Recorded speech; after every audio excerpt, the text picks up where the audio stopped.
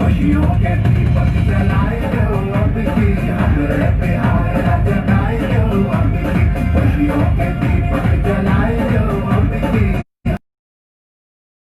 आए दो अब की जन अधिकार जिताए दो अब की हमरे बिहार जगाए दो अब की जन अधिकार जिताए दो अब की हमरे बिहार जगाए दो अब की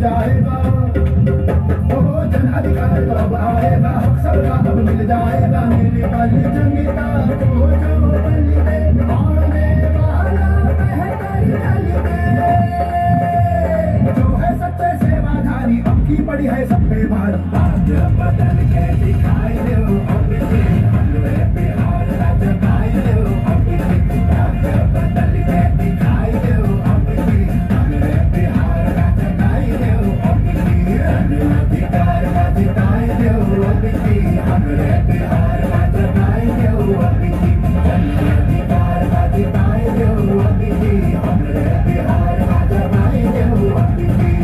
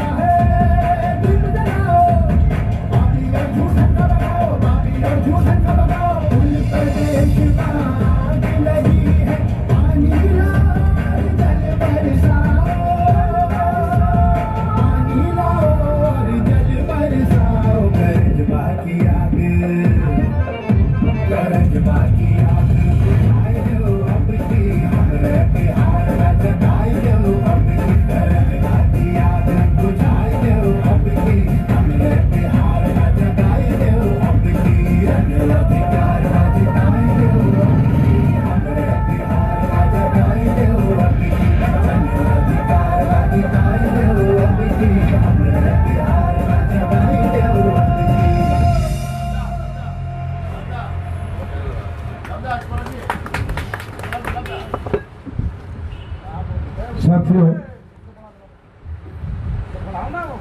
मेरे इसके बाद प्रेस के तरफ कोई बैठे ना, ख्याल रखिएगा। और जो वरिष्ठ पदाधिकारी हमारे नेता हैं उनकी तरफ से वरिष्ठ ही लोग बैठे। इसके बाद जो आज डॉक्यूमेंट्री है उसको मैं थोड़ा सा आपके सामने रखूंगा। बिहार की प्रगति के लिए जो रथ का कार्यक्रम है उसको शुरू होगी। मैं पहले अपनी बात रख देता हूं, बड़ी कृपा होगी।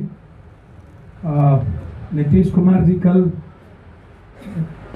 पार्ट 2 निश्चय की बात उन्होंने कल कही।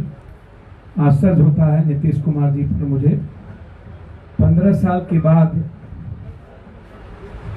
वो इस बात को लेके आश्वस्त रहते हैं कि मेरे सामने कोई नहीं, विपक्ष नहीं है, मैं क्या बोलूं। लगातार जिसको नीतीश जी ने गाली दी, मांझी जी की चर्चा लालू यादव का पैर पकड़ के जिस तरीके से मांझी जी को उन्होंने बंद किया था, और क्या नहीं कहा था मांझी जी, नरेंद्र मोदी जी के बारे में उन्होंने क्या नहीं कहा था, क्या शब्द, क्या गाली नहीं थे। वह व्यक्ति भी ईमानदारी और समर्पण की बात करता है। जब नरेंद्र मोदी जी और सुशील मोदी ने क्या सवाल, डीएनए, खून, क्या नहीं कहा था। राजनीति की स्वार्थ और सत्ता बिहार के 13 करोड़ जनता के सामने कुछ नहीं बचा। कंप्लीट रूप से इन लोगों के लिए सत्ता, कुर्सी, वोट सर्वप्रथम है। नीतीश जी, आप बहुत अपने को तिल्लम खान और तोप खान कहते हैं ना, तो आग्रह है कि आप स्वतंत्र होकर के एक बार चुनाव लड़ें, बड़ी कृपा होगी। मैं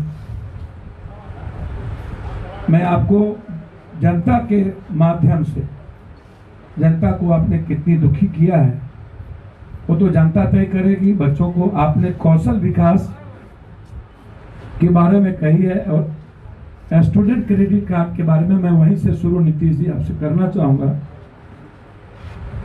प्रदेश में स्टार्टअप के लिए कोई भी, पिछले 15 सालों में 7,000 स्टार्टअप रजिस्टर किए गए, लेकिन उनमें 90% बंद हो गए। और युवा का रोजगार कैसे चालू होगा? नीतीश कुमार जी से पहला प्रश्न।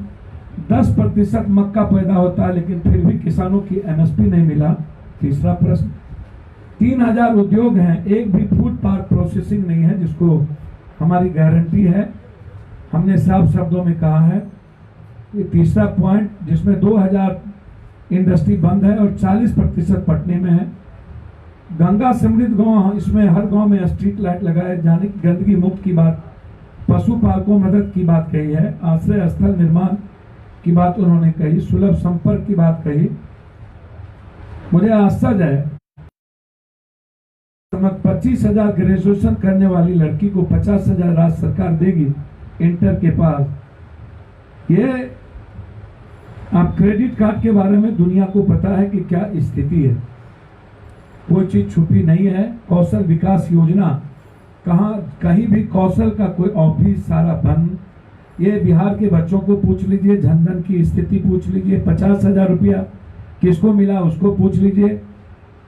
ये अपनी पुरानी बात क्यों भूल गए? विशेष राज, विशेष पैकेज, पटना को नंबर 1 बनाना, फ्रांस बनाना, पलायन को मरते दम तक हम नहीं होने देंगे, और पलायन पर ये चर्चा नहीं करते। मजदूर का स्किल का क्या हुआ, इस पे चर्चा नहीं करते।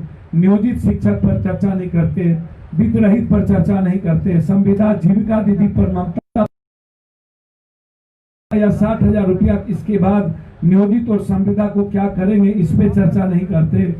हमने तो कहा है कि हम किसी भी कीमत पर संविदा और नियमित नियोजित को 6 महीने के अंदर हम कंप्लीट वेतनमान और क्लियर करेंगे, कोई कंप्रोमाइज नहीं होगा। 40,000 से नीचे किसी शिक्षक की तनख्वाह नहीं होगी। हम तो आपसे पूछना चाहेंगे कि आप जल नल पर नहीं बोलते, मनरेगा पर 11 करोड़ का क्या हुआ उस पर नहीं बोलते हैं। आप महिलाओं की सुरक्षा कितनी खराब है। शराब के मामले में आप अगले बार, और शराब पर पूरी दुनिया जानती है कि आपने कितनी मार मरवाते हैं पुलिस को। हर दिन 10-1 लाख करोड़ का शराब आपके यहाँ, हजार करोड़ का शराब, लाख करोड़ का खपत होता है, और आप फिर दोबारा उसकी चर्चा करते हैं। पूरी रेवेन्यू बाहर जा रही है। 100 का शराब 500 में मिलता है। घर घर की क्या स्थिति है आप उसको समझ लीजिए, और फिर पोस्टर लगाते हैं मोदी जी गुजरात में शराब का क्या हुआ। आप जानते हैं मोदी जी के गुजरात की क्या स्थिति है। सोलर सिस्टम आधारित की बात ये करते हैं। मुझे समझ में नहीं आता, स्वच्छ गांव, समृद्ध गांव की बात, जहां कोऑपरेटिव नहीं है, जहां पर कोई किसानों के लिए कोई व्यवस्थित गोदाम नहीं है, जहां पर शीतगृह नहीं है। ये जिस तरीके की बात करते हैं कि पहले ये मानव सूचकांक पर नहीं बताते हैं कि 2,800 रुपया प्रत्येक व्यक्ति की है, मेरे बिहार की क्यों है। ये नहीं बताते कि 73% बच्चे नहीं पढ़ते हैं। ये इन्होंने एफिडेविट दिया सुप्रीम कोर्ट में, 57% डॉक्टर नहीं है, 77% नर्स और टेक्नीशियन नहीं है, लैब नहीं है, अल्ट्रासाउंड सीटी स्कैन नहीं है। खुद इन्होंने चिमकी बुखार के बाद इन्होंने दिया। हर घाट पर विद्युत सामग्री की मौत की बात ये करते हैं। इन्होंने तो खुद ही कहा कि जी मरेंगे, मारने वाली व्यक्ति के बारे में मैं कुछ नहीं। गरीबों के लिए बहुमंजिला इमारत। आप नीतीश कुमार पहले आप भूमि हदबंदी कानून की बात करिए ना। नीतीश जी जमीन अधिग्रहण की बात करिए, जो जमीन कहीं है नहीं आपका, और सारा का सारा रियल एस्टेट वाला माफिया आपकी जमीन को, सरकारी जमीन को और जितनी जमीन है शहर में कब्जा कर लिया है। आप देंगे कहां से? आप सिर्फ बात करते हैं। सुलभ संपर्क निश्चय क्या हुआ? स्वच्छता का नीति बात खत्म हो गई। Make in India, made in, startup, skill, stand up, Jan Dhan, Ganga Namami mission, bullet train. आप 1,60,000 करोड़ रुपया टाल और दियारा नीतीश कुमार क्यों भूल गए? जिस पर 10,000 करोड़ रुपया की बात की। सबसे ज्यादा गरीबी हम साल भर के अंदर टाल की जिंदगी दुनिया में सबसे ज्यादा। आप हम तो 30 साल बनाम 3 साल हमारी जो मैं लेके बुक आया हूं शपथ पत्र के साथ, क्या दुनिया में कोई ऐसा कर सकता है क्या? बाईपास की बात करते हैं, इनके पास एक 6 लेन और 8 लेन नहीं है। इनके पास कहीं भी जगह नहीं है शहरों की। ये बाईपास कहां लगाने की बात करेंगे पटना में, जब कोई सिटी नहीं है। दुनिया का सबसे ज्यादा खतरनाक शहर है। और अभी पूरी बाढ़ 3-3 हिस्से में कल 3 लाख क्यों पानी छोड़ दिया। नदियों से घिरा हुआ बिहार के लिए ये कभी नहीं कहते 40,000 करोड़ हर समय कृषि बर्बाद होता है। बिहार में ये यूथ के लिए रोजगार की बात, कौशल और क्रेडिट दुनिया का सबसे गंदा। आप इतिहास उठा के और किसी बच्चों से पूछ लीजिए। और जिस बिहार में एजुकेशन दुनिया का सबसे खराब स्थिति में हो, वो नीति आयोग की रिपोर्ट है। और उसके बाद ये आवाज करते हैं प्रेस कॉन्फ्रेंस करने के बाद। अब चुनावी बिगुल बच गया। मुझे आश्चर्य लगता है कि मैं कैसे पहुंचा पाऊंगा। डिजिटल और वर्चुअल इंटरनेट नहीं है, बिजली नहीं है। लगभग बाढ़ के इलाके में सब पोल टूट गए। लोग घर से नहीं निकलेंगे प्रचार के लिए, माहौल नहीं बनेगा। आप चुनाव करवाना चाहते हैं कि लोकतंत्र को मारना चाहते हैं? जनता तैयार है इसको जवाब देने के लिए। जो लोग इधर से उधर कर रहे हैं ना, उनको समझ में आएगा। पूरी दुनिया ने कल देखी है गुंडई को कि क्या गुंडई हुआ। इसीलिए मैं आपको पुनः एक बार बिहार और देश की जनता को बताना चाहूंगा, मेरे जीवन की सबसे बड़ी प्राथमिकता यह होगा कि भारत में बिहार एशिया का नंबर 1 बिहार, जिसमें हम उस दिन भी कहे कि जीएसटी बिहार का सारा पैसा टैक्सेस पर हम लगाएंगे और भूमि अधिग्रहण के मामले को 3 महीने के अंदर निपटाएंगे। भू हदबंदी कानून जो सीलिंग एक्ट के तहत सबसे ज्यादा उलझा हुआ हमारा बिहार है। गरीबों के पास जमीन नहीं है। 1 साल के अंदर गरीबों को 3 डिसमिल जमीन हर परिस्थिति में मिलेगी और 1 BHK का मकान।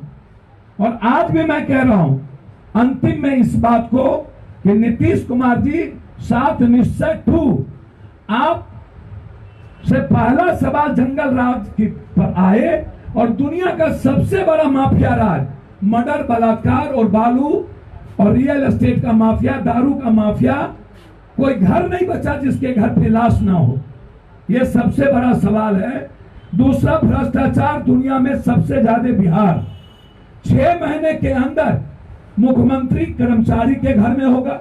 मुख्यमंत्री जो होगा वो कंप्लीट सीओ के घर दरवाजे पर होगा, बीडीओ के ऑफिस में होगा, मुख्यमंत्री डीसीएलआर के ऑफिस में होगा।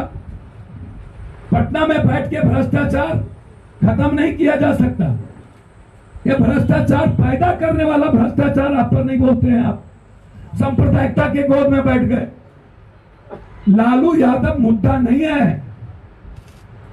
ये अलग है कि लालू यादव जी 2015 में आपको मुख्यमंत्री बनाए और आज फिर आप जिनको जिनको लात मारे उनको लेकर के आप हिंदुस्तान में चाहते हैं, बिहार में चाहते हैं पुनः लौटना। बिहार की जनता पूरी तरह खड़ी है, विकल्प जनता खुद देगी। जनता का विकल्प जनता होता है। जनता का विकल्प पटना में बैठ के जात का, उन्माद का 47, 56 और लुटेरे लोगों की जमात के गठबंधन से नहीं होता है।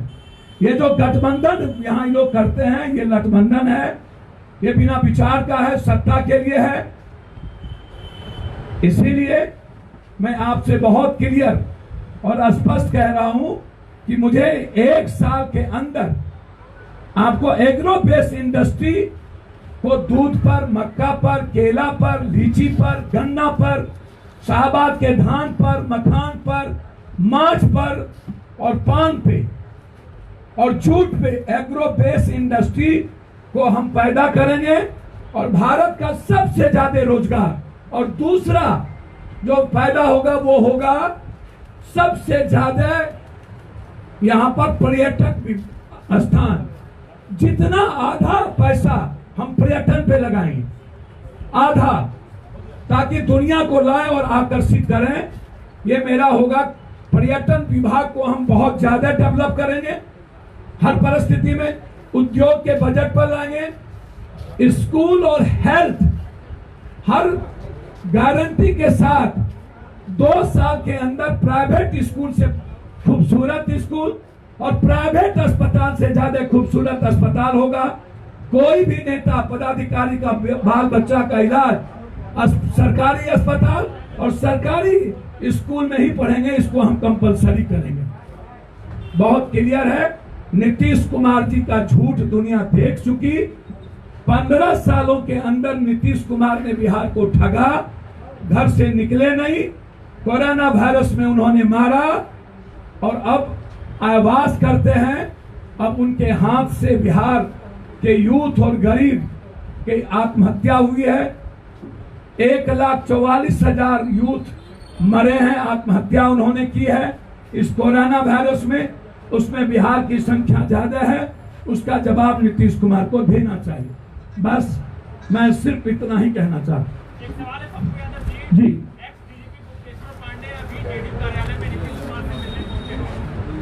देखिए मैं कुछ कहना नहीं चाहता हूं। वो नेता थे, दीदी नहीं थे। हमेशा उसने नेतागिरी की। अच्छा है, मैं धन्यवाद देता हूं। बरौना बलात्कार और मर्डर केस में उनसे पूछना चाहिए। सीबीआई इंक्वायरी हो रही है, क्या बात, उनसे जानना चाहिए बरौना बलात्कार मर्डर केस में उनका क्या कहना है। नरोना और उसके फादर इंतजार कर रहे हैं, इनका रिटायर हो चुके हैं। आप नरोना के पिताजी से पूछिएगा, इसके बाद मेरे पास कोई शब्द नहीं।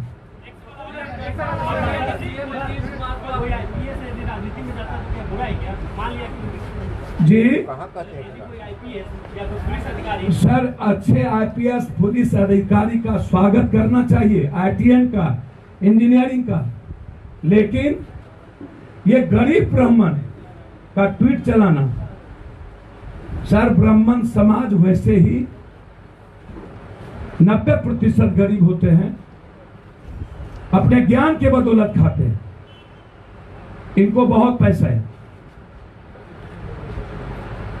और ये ट्वीट चलाना और उसके बाद राजनीति के लिए लगातार अपनी भूमिका, और जिस भूमिका में थे जब आज तक उसमें सफल नहीं हुए, तो फिर न्यू पारी खेलकर राजनीति में किसी दूसरों के कंधे पर बंदूक रख करके कहां से सफल होंगे।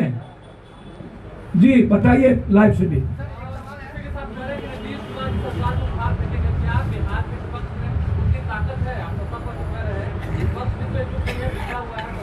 निश्चित रूप से जनता बिखरा हुआ नहीं है ना, जनता एक है ना। जो जनता को कोरोना वायरस में जो प्रवासी मजदूर और मजदूरों की जिंदगी अपने आत्महत्या पर मजबूर की, और इंटायर संविदा और नियोजित को आपने जिंदगी से तबाह कर दिया।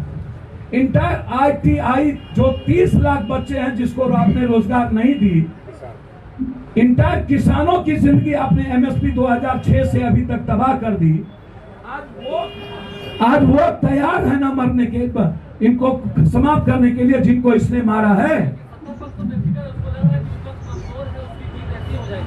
सर, ये नीतीश कुमार ख्वाबी पुलाव पका रहे हैं। बिहार का दुर्भाग्य है इस देश में कि बिहार में जात पात आज भी जिंदा, और सपना यहाँ का यूथ और एक जिंदगी नहीं देख पा रही है। मैं निश्चित रूप से आपको भरोसा देता हूं, विपक्ष को समझना चाहिए, सोचना चाहिए, और विपक्ष जिस तरीके से आज भी अहंकार में है वो सही नहीं है। लालू यादव जी को अपने परिवार से निकलना चाहिए। सर, जिस चिराग पासवान को आपने मुख्यमंत्री बनाने तक की बातें कही थी, मुख्यमंत्री नीतीश कुमार ने उनके पिता तक को पहचानने से इनकार कर दिया। सर, मैं तो कह रहा हूं, जब ये किसके हुए, जॉर्ज के नहीं हुए, ये चाचा गफूर के नहीं हुए, ये राम सुंदर दास के नहीं हुए, ये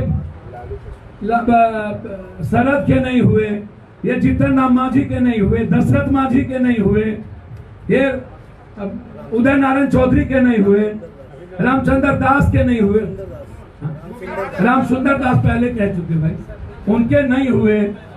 ये आपको उधर, ये आप देखिए ना, ये किन के हुए, बीच में क्या बोले थे याद है आपको? मैं याद दिलाता हूं, नीतीश कुमार अपने मंच से, जब उपेंद्र कुशवाहा जी साथ में थे, तो याद करिए, जब ललन सिंह नीतीश का प्रकरण चला था, यही नीतीश ने कहा हुआ था कि सभी ऊंची जात को भगा देंगे बिहार से। याद है? वो पेपर कटिंग है मेरे पास। ये नीतीश कुमार भूरा बाल की बात करते हैं। लालू ने तो कहा भूरा बाल भगाने की नहीं, गलती किया।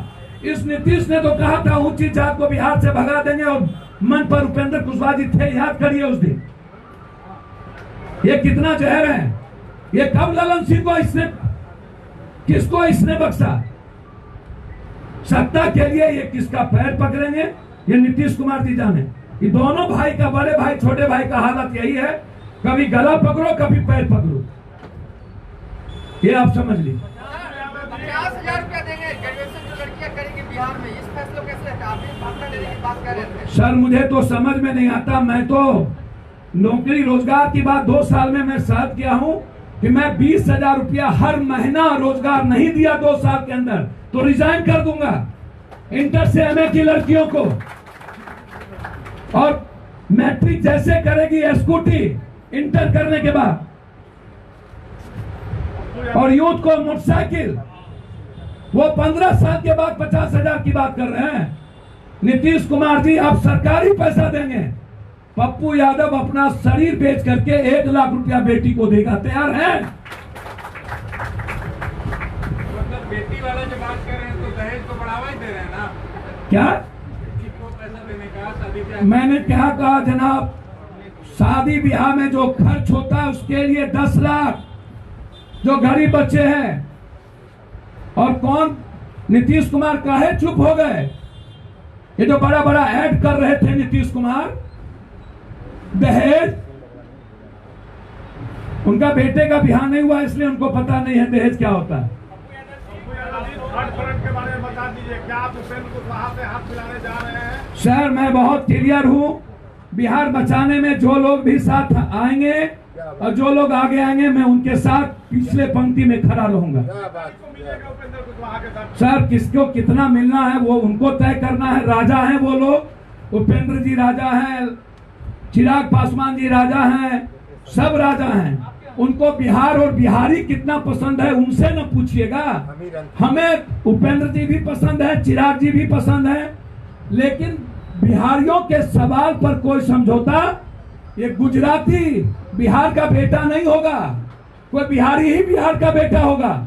ये गुजराती के चेहरे पर बिहार नहीं चलेगा। जिसने सुशांत की बात करता है, नीतीश कुमार को मैं चैलेंज करता हूं, जब गुजरात में एक बिहारी को मार रहा था तो ये नीतीश कुमार कहां सोए हुए थे? सारे बिहारी को मारा, राजस्थान में मारा, और अभी इनको हरवंश, रघुवंश और सुशांत ये नजर आता है। जिस रघुवंश को नीतीश कुमार ने ब्रह्म बाबा कहा था, उसका कौन लेता है? वे इतना बेशर्म आदमी मैंने लाइफ में नहीं देखा। गाली देने के बाद जूता पत्थर पर चाटने वाला नेता नहीं देखा। इस सत्ता के लिए क्या करते हैं ऐसे लोग। और ये हरिवंश जिसने हिंदुस्तान के किसानों को मारा, वो बात करते हैं, उसकी बात होती है। पप्पू यादव जी, कल आप लोग का कार्यक्रम था, प्रदर्शन था, और उसका पप्पू यादव जी कल जो आप लोग का कार्यक्रम था उसमें कोतवाली थाने में आपके और आपके समर्थकों पर FIR दर्ज हो गया है। वो तो सब पर होता है। बीजेपी कह रही है कि पप्पू यादव की गुंडाई जो है बिहार में नहीं चलेगी। भैया मुझको तो समझ में नहीं आता, कल दुनिया ने किसको ट्वीट किया वो देख लीजिए। अब जोगी के बारे में, अमित शाह, नरेंद्र मोदी के बारे में दुनिया को क्या पता है, अब कितने जोगी गुंडे हैं उसका भी पता कर लीजिए। और कल एक MLA को चारों तरफ से लाठी हाथ से कितना पीटा उसको भी समझ लीजिए। मेरा कुछ नहीं कहना, मैं बीजेपी किसी पार्टी को नहीं गाली दूंगा, लेकिन पार्टी में जो ऐसे तबके हैं वो गलत हैं, पार्टी गलत नहीं होता। जी क्या सर, मारपीट तो अब खाने के लिए तैयार है, जितना लाठी है वो मारे, वो हम खाने को तैयार। बस मैं इतना जानता हूं, बीजेपी और NDA को कोई चुनौती अकेला देगा तो वो महागठबंधन नहीं, वो पप्पू यादव है जो चुनौती देगा।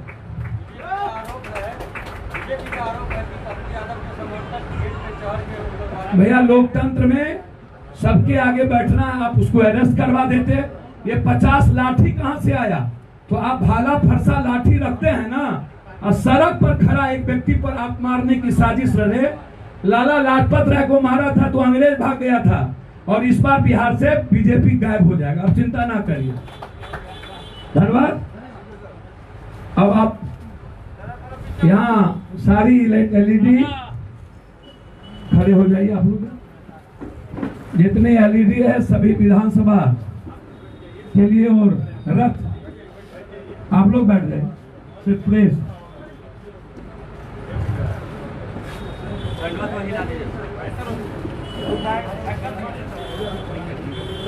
विधानसभा LED लगभग 65 प्रतिज्ञा रथ आप देख लीजिए सामने में, और रथ खड़ा है जहां से हमारे नेता उस रथ से निकलेंगे।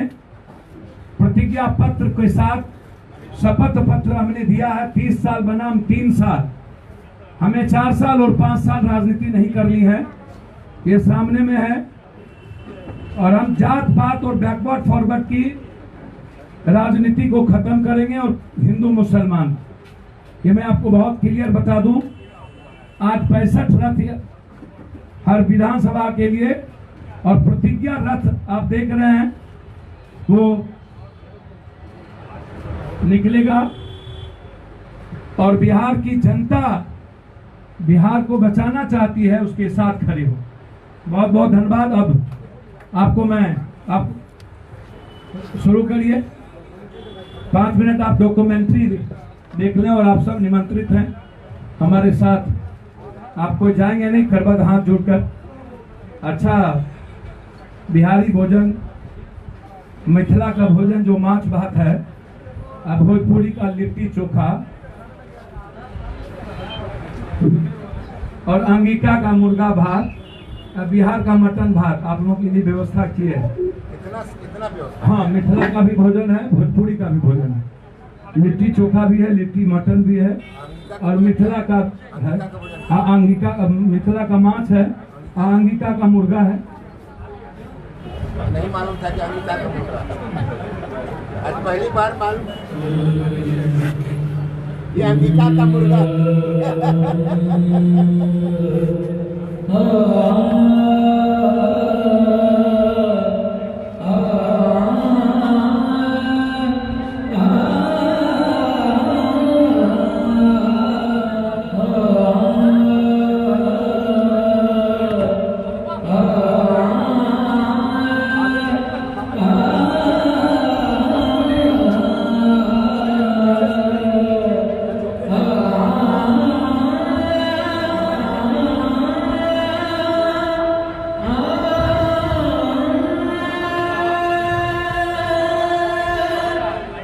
सन 2020 का प्रलयकारी वर्ष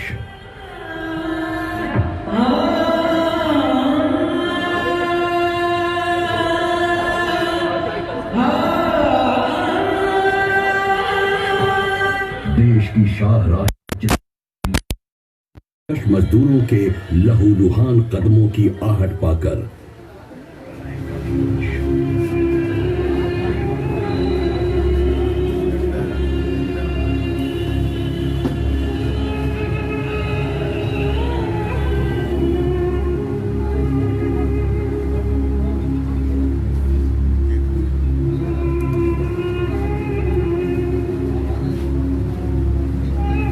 देशव्यापी तालाबंदी और लाखों लाख की संख्या में प्रवासी कामगारों और मजदूरों का त्राहिमाम, रोज बरोज विकराल होती कोरोना महामारी के महाचक्र से घबराकर शहरों में जिल्लत की जिंदगी जी रहे मजबूर आवाम मरने से पहले किसी तरह अपने गांव पहुंचने को आतुर, ताकि अगर मौत आए भी तो अपनी मिट्टी की गोद में आखिरी सांस ले पाएं। लोग तड़प तड़प कर मर रहे थे, मानवता आर्तनाद कर रही थी और सत्ताधारी अभी भी कुंभकर्णी नींद में सो रहे थे। लेकिन इन सब के बीच एक ऐसा सेवाधारी व्यक्ति भी था जिसने देश के कोने कोने में फंसे। हम लोग अभी उत्तराखंड में हैं और हम लोग रहने वाले बिहार के 10-15 आदमी हैं। उत्तराखंड जिला देहरादून सिटीज बाईपास श्यामपुर में हम लोग लगभग 100 से ज़्यादा आदमी। जब एक चरण लॉकडाउन हुआ तब दूसरा चरण, फिर तीसरा चरण, अब हम लोग के पास कोई साधन नहीं। बिहार के गरीब मजबूर लोगों को पैसे एवं अन्न से बस और रेल की सुविधा पहुंचाने के लिए दिन रात एक कर दिया। सेवा अगर विज्ञान है तो वे सेवा वैज्ञानिक हैं। वैसे लोग उन्हें पप्पू यादव के नाम से जानते हैं।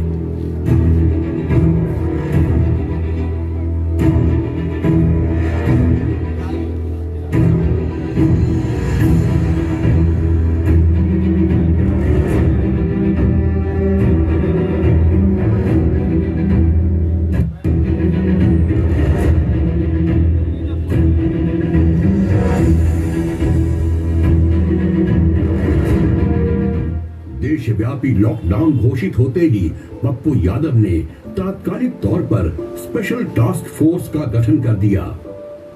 जन अधिकार पार्टी के नेताओं और कार्यकर्ताओं के इस विशेष कार्य बल में दिन रात कार्यरत लोगों का हौसला बुलंद रहे, इसके लिए पप्पू यादव ने बिहार के हीरो नाम से एक कैंपेन चलाया और घोषणा कर दी कि हर वो व्यक्ति जो मानव सेवा करेगा, श्री पप्पू यादव जी उसे बिहार के हीरो के सम्मान से नवाजेंगे।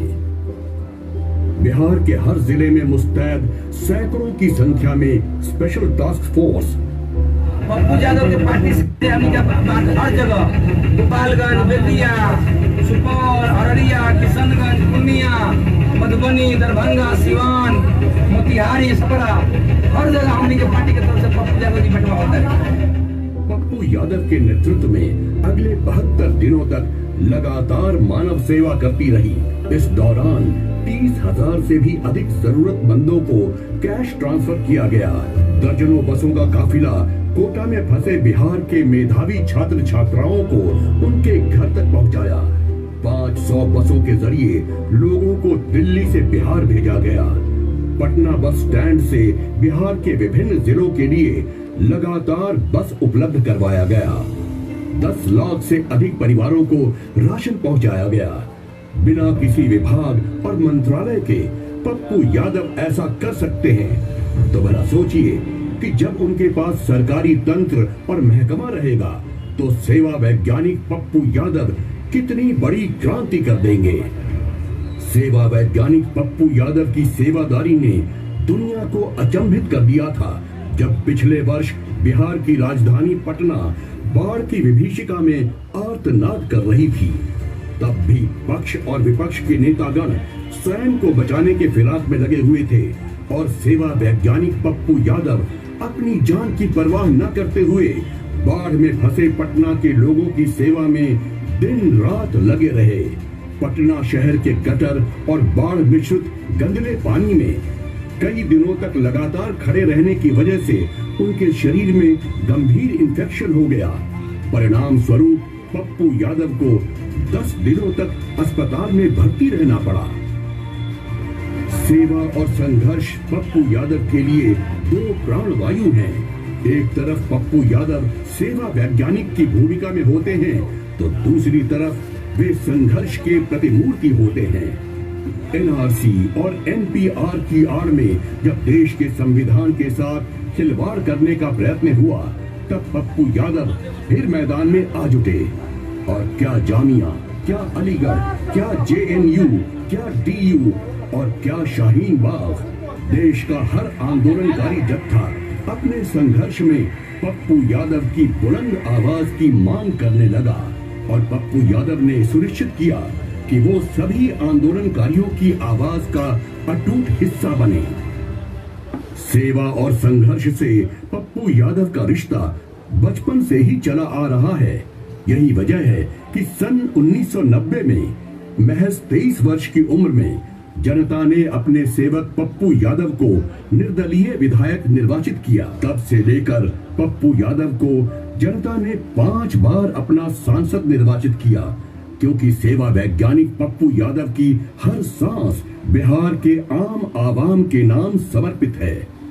प्रतिदिन 18 घंटे के हिसाब से साल के 365 दिन जनता के बीच रहने वाले सेवा वैज्ञानिक पप्पू यादव ने एसएससी, यूपीएससी, दारोगा बहाली, नियोजित और संविदा कर्मचारियों, मानव बल, टीटी, बीएड, आशा, आंगनबाड़ी, मेडिकल माफिया के खिलाफ, एजुकेशन माफिया के खिलाफ हर वो सवाल जो मानव के मुस्कुराहट का मार्ग प्रशस्त करे, हर वो सवाल जो बुराई को मिटाता हो, पप्पू यादव ने ऐसे हर सवाल को लेकर सड़क से संसद तक लड़ाई लड़ी है। वो मामला SC/ST का हो या फिर दशरथ मांझी के परिवार के लिए रोजी रोटी की समस्या हो, रेल दुर्घटना में मारे गए यात्रियों के दुखी परिवार हो या फिर किसी सैनिक की शहादत का दर्द, हर वक्त पप्पू यादव दुनिया के तमाम काम छोड़कर उनके दर्द साझा करने सबसे पहले पहुंचते हैं। सांप्रदायिक नफरत के खिलाफ औरंगाबाद, रोसड़ा, भागलपुर, नवादा, सीतामढ़ी, बिहार शरीफ, किशनगंज, अररिया, हर प्रभावित स्थल पर पप्पू यादव अमन शांति का पैगाम लेकर पहुंचते हैं। और जब जब प्रवासी बिहारियों पर किसी भी प्रदेश में जुल्म हुआ तो तत्काल वहां पहुंचकर अपने प्रवासी बिहारी भाइयों की सुरक्षा के लिए सिर पर कफन बांधकर पहुंच जाते हैं। और इस राजनीतिक साजिश के पीछे बिहार और यूपी को पूर्वांचल कोई निशाना क्यों बनाया गया? अब राजनीति हमेशा राजनीति में निशाना जब भी जहाँ देखिए, कभी मणिपुर में, कभी नागालैंड में, कभी आप बाला साहब ठाकरे के पहले से लेकर के आज तक आप बॉम्बे के हाल को देखिए, और उसके बाद अब गुजरात में जहाँ देश के प्रधानमंत्री बार बार फेंकते हैं और अपमानित करते हैं। हम अपने अधिकार और सम्मान के लिए हम यहाँ हैं। बिहारियों के भीतर यदि डर पैदा हो गया तो भारत का निर्माण रुक जाएगा। पूर्वांचल के भीतर किसी भी तरह का डर पैदा नहीं हो, इसीलिए पप्पू यादव यहाँ आया। शेल्टर हाउसों में भी स्त्री सुरक्षा का प्रश्न हो। 9 लड़की भागलपुर से गायब है। मैडम, दुनिया की हिस्ट्री का सबसे बड़ा, मैं गृह मंत्री जी से हाथ जोड़ के विनम्र करूंगा कि सीबीआई इंक्वायरी इसमें बहुत आवश्यक है। या फिर सीतामढ़ी के चीनी मिल में मजदूरों को जिंदा जलाने की बात हो, तो फिर अभी तक सरकार उस चिन्हित करके मुआवजा क्यों नहीं दे रही है? कोई जिंदगी जीने के लायक नहीं, घर में खाना नहीं बन रहा। या फिर अपराध के खिलाफ पटना से बाढ़ की पद यात्रा हो, या बेटियों की सुरक्षा के सवाल पर मधुबनी से पटना की यात्रा करनी पड़ी हो, विकास के सवाल पर बहादुरगंज से किशनगंज की पद यात्रा हो, बाढ़ हो, तूफान हो, अगलगी हो, सड़क दुर्घटना हो या कोई भी अन्य हादसा, दुनिया का अकेला नेता है पप्पू यादव, जो पीड़ितों के आंसू सूखने से पहले ही उन आंसुओं को पोंछने पहुंच जाता है, कभी भाई बनकर तो कभी बेटा बनकर। पप्पू यादव का संघर्ष और सेवा जारी रहा जनता के लिए। ये बेटियां हमारी बेटी है, बेटी की शादी में हमारे पार्टी से गुजर कोरोना महामारी ने विकास के दावों की पोल खोल दी, जब लाखों लाख की संख्या में पढ़ाई और कमाई के लिए अपने परिवार से दूर देश के विभिन्न कोनों से प्रवासी बिहारी अपने घर वापस जाने के लिए जद्दोजहद करते दिखे। एक वक्त था जब बिहार अपनी शानो शौकत से भारत देश का मुस्तकबिल लिखा करता था। बिहार ने भारत देश को उत्कृष्ट नौकरशाह, शिक्षाविद और उद्योगपति दिए हैं। कल कारखानों से पटे बिहार में चीनी मिल, जूट मिल, पेपर मिल, सरकारी फैक्ट्रियों के साथ साथ निजी क्षेत्र की फैक्ट्रियां भी थीं और ये सबसे बड़े पैमाने पर रोजगार देती थीं। लोग अधिक से अधिक राज्य के अंदर ही काम किया करते थे, किंतु बीते दशकों में जब पूरा देश तरक्की की राह पर अग्रसर था, बिहार में एक एक करके कल कारखाने बंद होकर खंडहर में तब्दील हो गए। बिहार शुगर कॉरपोरेशन, बरौनी खाद कारखाना, एशिया का सबसे बड़ा गढ़हरा रेलवे यार्ड, लिस्ट बहुत लंबी है।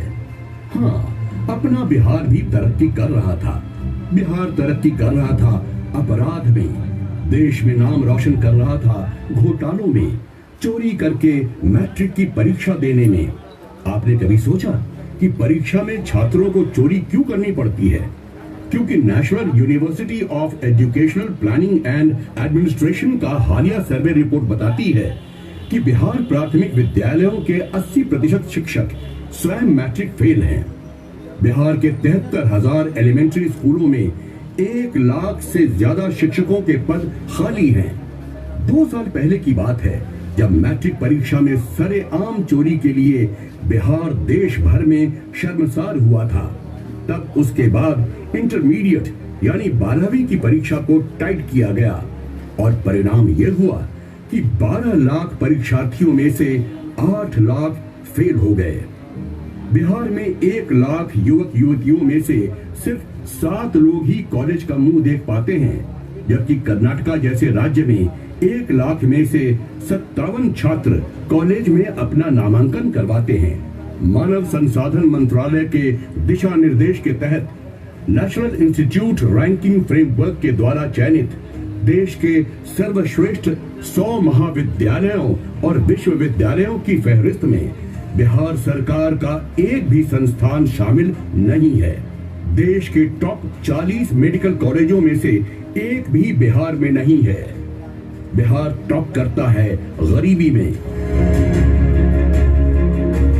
बिहार टॉप करता है भूखमरी में, बिहार टॉप करता है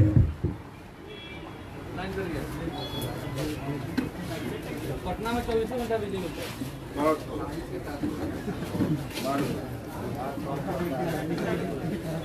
सरचार्ज हो गया ना, सरचार्ज बिजली का सरचार्ज लगा था 24 घंटे बिजली। सरकार की बढ़ाइए मत, इसके खिलाफ मल्लिका शेरावत हो रहा है।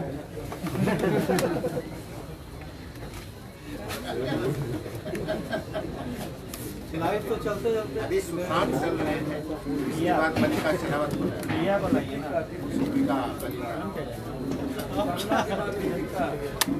बढ़ाइए, ये सब नहीं चलने दिए गए।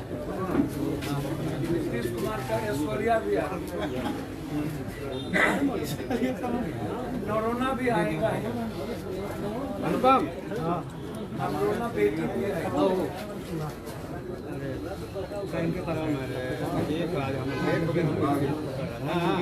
कोई बात नहीं है भाई।